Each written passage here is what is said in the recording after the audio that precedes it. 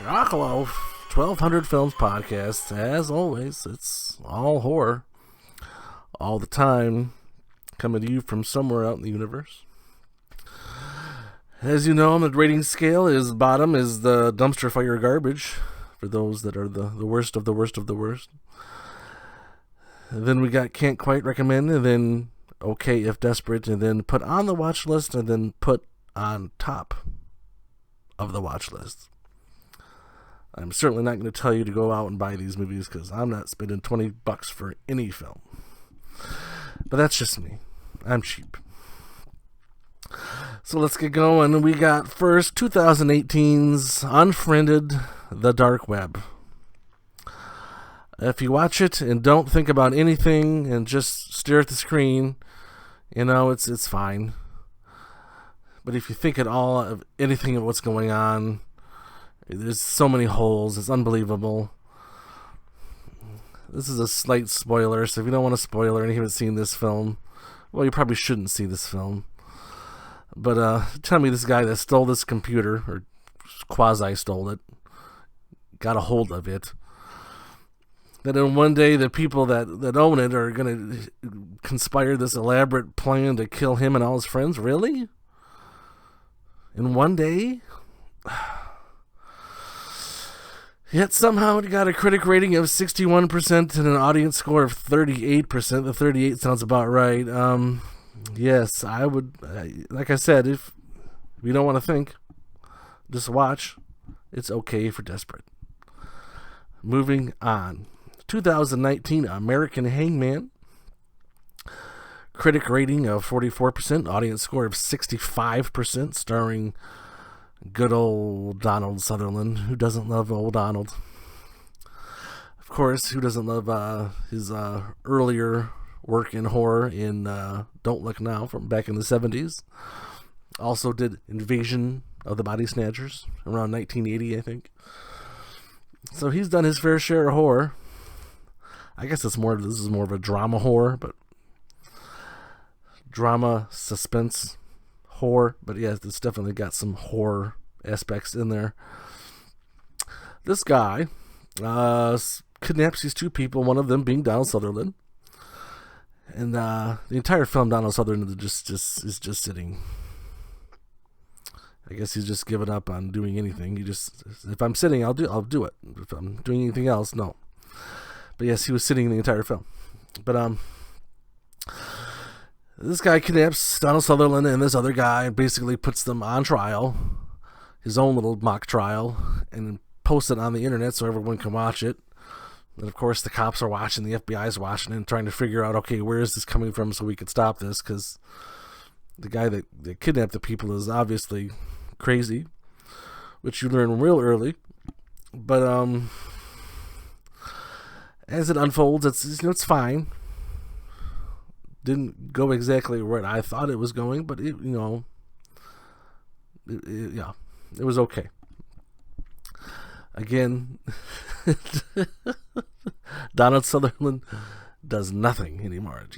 His presence is still felt and is still appreciated. So I would say, okay, if desperate. Unless you love Donald Sutherland, then put it on the watch list. And moving on. Okay, another 2019 movie, La Luciferna. A critic rating of 80%. Could not find any fan score. This is, of course, a Spanish-speaking film. This was on a lot of people's top 10 lists, or a top list for movies this year. It's a possession film.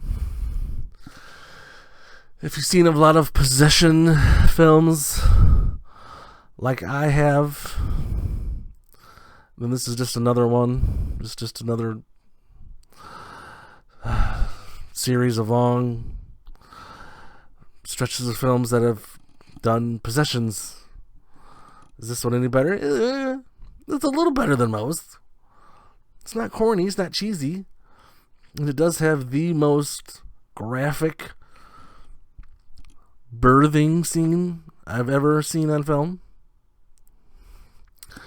Beyond that, I can't really say it's great. So another one I would say, okay if desperate. And you're going to have to read subtitles. So if you can't do that, then, you know. Moving on, 2018, Welcome Home. But if you go on Amazon and type in The Getaway, this will also pop up. So I don't know if this used to be called The Getaway and is now called Welcome Home. I don't know. But from what I could tell, it is officially called Welcome Home. Critic score of 11%. Audience score 37%. Stars Aaron Paul from Breaking Bad. Him and his girlfriend. He's like a little troll. He's like a 5 out of 10, and his girlfriend's like a perfect 10.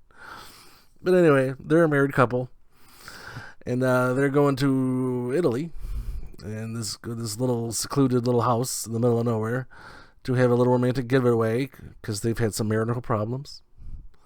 There was some infidelity. Then things are going along, and of course this handsome stranger pops up. What his name was, I don't remember. We'll call him Rodrigo. So Rodrigo pops up. He's kind of swooning the woman. Hey, if you are not happy, maybe you should look elsewhere.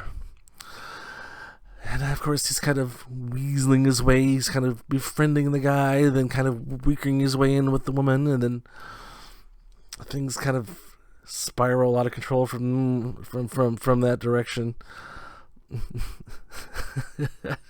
I tried to say spiral out from there, but when I said there, my mouth did not open.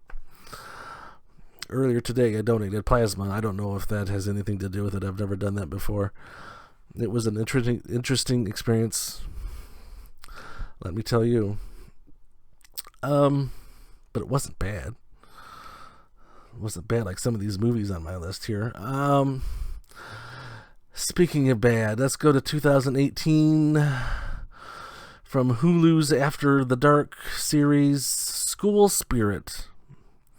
There was nothing on Rotten Tomatoes, no surprise, and IMDb hit it at a 5.8. That's a little high. It's a teeny bopper horror film. These kids in detention conjure up this thing, the mascot, and it happens to be a killer, and it kills the principal and starts killing the kids, and blah, blah, blah, blah, blah, blah, blah, blah. About 5 seconds of thought went into that film. That's why I'm putting about 10 seconds of time into this review for that film, because that's what it deserves.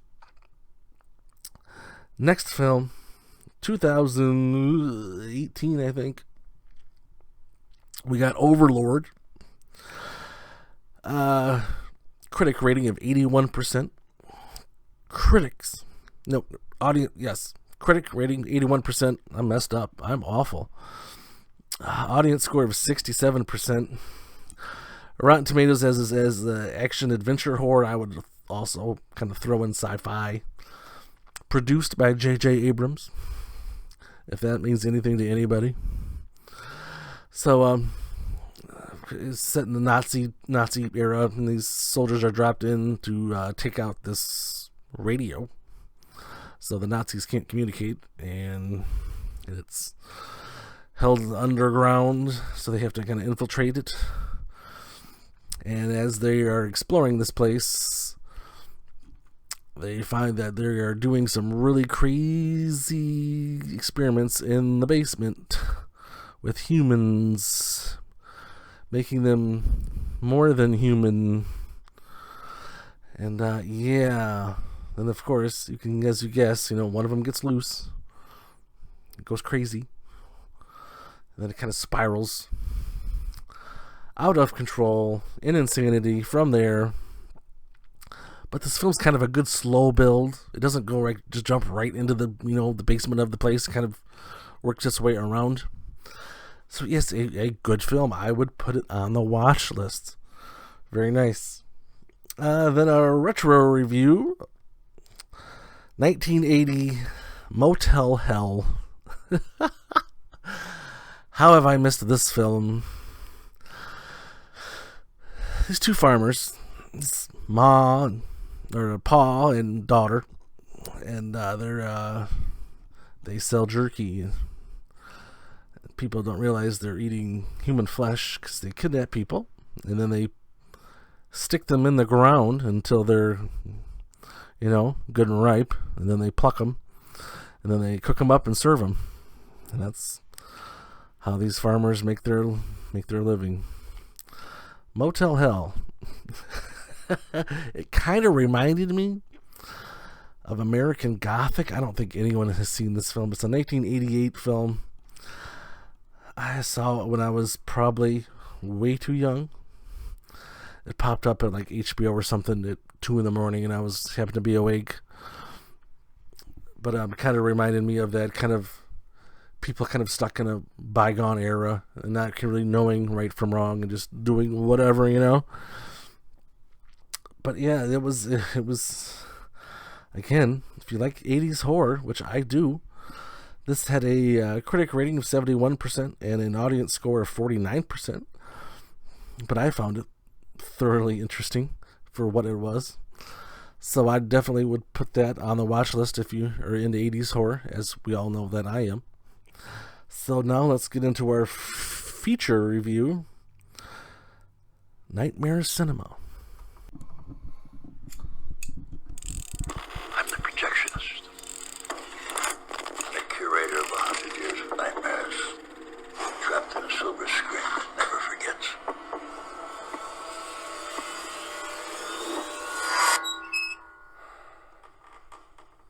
Welcome to my nightmare.